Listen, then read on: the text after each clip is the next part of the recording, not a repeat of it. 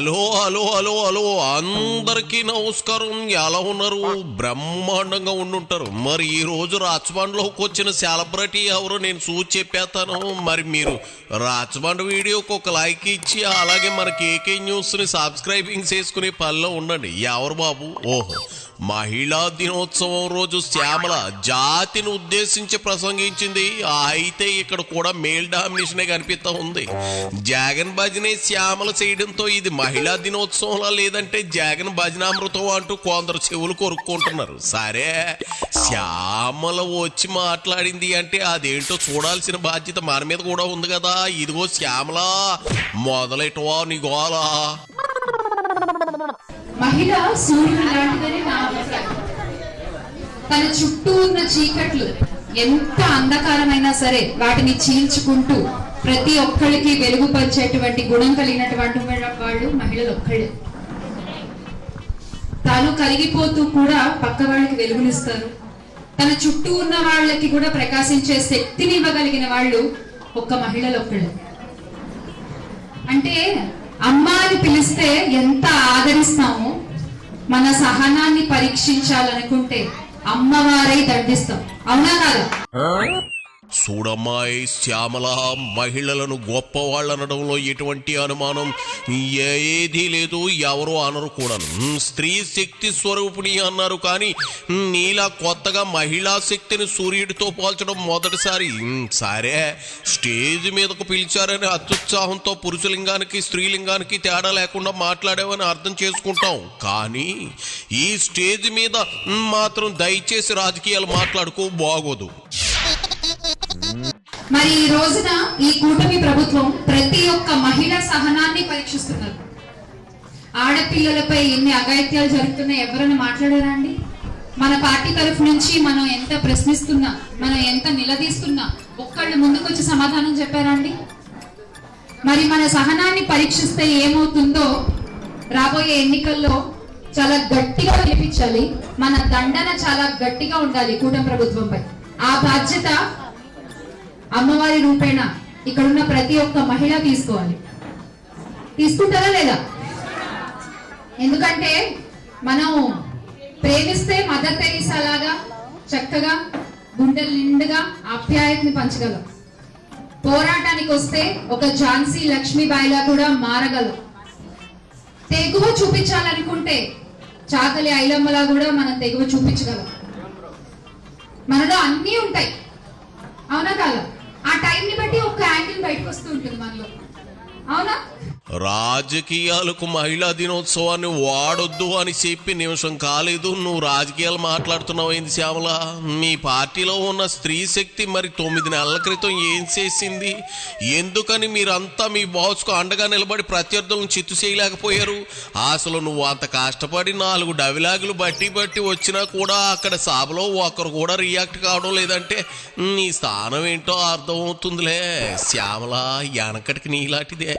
ఎర్రకో కట్టాను అంత నన్ను చూడండి అందట అలా ఉంది నువ్వు చెప్పేది. 5 ఏళ్ల పాటు జగన్ రెడ్డి అరాచకాల పాలనకు విసిగి 2024లో ఎన్నికలు జరిగిన రోజున అర్ధరాత్రి వరకు మహిళా ఓటర్లు బారు తీరి మరీ జగన్ రెడ్డికి వ్యతిరేకంగా ఓటు వేశారు శ్యామలక్క. అది నువ్వు గమనించాలి. ఇప్పుడున్న ఈ అన్యాయాల్ని రాష్ట్రంలో ఉన్న మహిళల్ని కాపాడాలనుకుంటే ఒక్క మహిళ వల్ల సాధ్యమవుతుందని నేను బలంగా నమ్ముతాను. నిజంగా అంటే ఈ రోజున 33% రిజర్వేషన్ల గురించి మాట్లాడుతున్నారు, కానీ ఇందాక భాగ్యలక్ష్మి గారు అన్నారు 50% రిజర్వేషన్ ఆల్రెడీ జగన్ ఇచ్చేశారు ఎవరు అడగకుండానే. అది ఒక కార్పొరేటర్ స్థాయి దగ్గర నుంచి హోం మంత్రి, డిప్యూటీ సీఎం వరకు కూడా చాలా మంది మహిళలే ఉన్నారు. అది నాకంటే ఎక్కువ మీకే బాగా తెలుసు. మరి అటువంటి ఒక వ్యక్తికి మనం అండగా నిలబడాలి, ఆయనతో పాటు మనం కలిసి నడవాలి.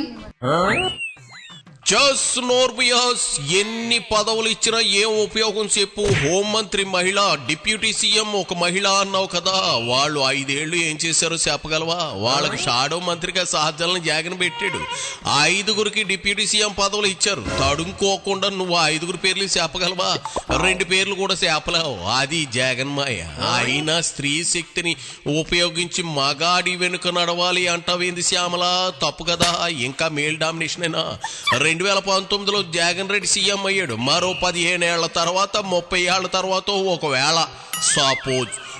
సపోజ్ వైసీపీ అధికారంలోకి వస్తే జగన్ ఓ మహిళను సీఎం చేయగలడా?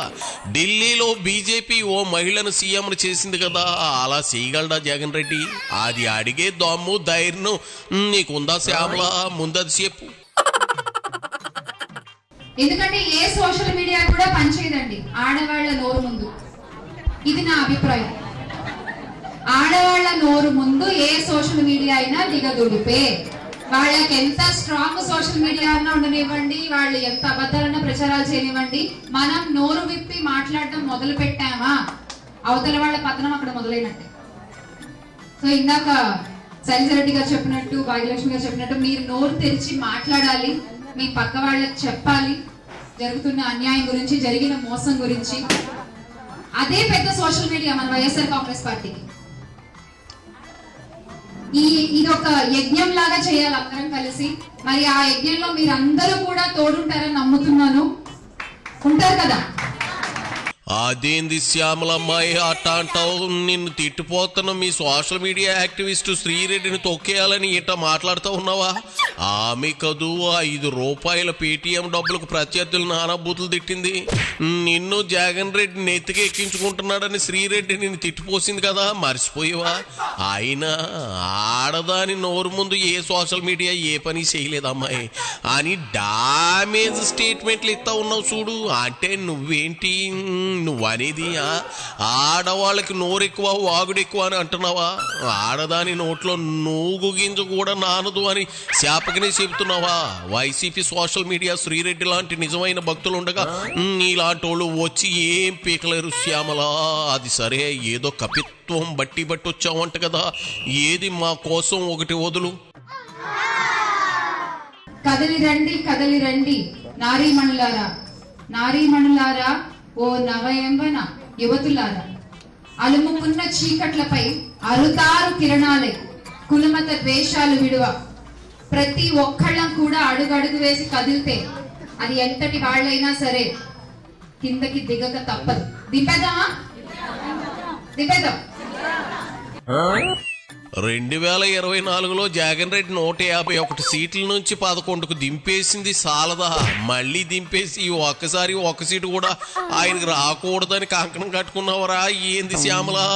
2024లో వైసీపీలో ఉన్న ఆడాళ్ళందరూ పచ్చళ్ళు నూరుకుంటూ ఊరగాయలు పట్టుకుంటూ ఎన్నికల మీద దృష్టి సారించినట్లు లేరు, అంతేనా? ఈసారి పచ్చళ్ళు ఊరగాయలు మొగుళ్ళకు వదిలేసి పోరాటాలు చేయాలంటున్నావా శ్యామల? పైపెచ్చు ఆ వికట అట్టహాసం ఒక్కటి మరీ అటకారం కాకపోతేను మొయ్ నోరు పళ్ళు జాయింట్ గా మూసేయి. నాకు రాజకీయాలు పెద్దగా తెలీదు, నాకు తెలిసిందల్లా ఒకటే, జగనన్నని మళ్ళీ ఆ సీఎం గా చూడాలి. ఆంధ్రప్రదేశ్ రాష్ట్ర ముఖ్యమంత్రిగా ఆయన ప్రమాణ స్వీకారం చేయాలి.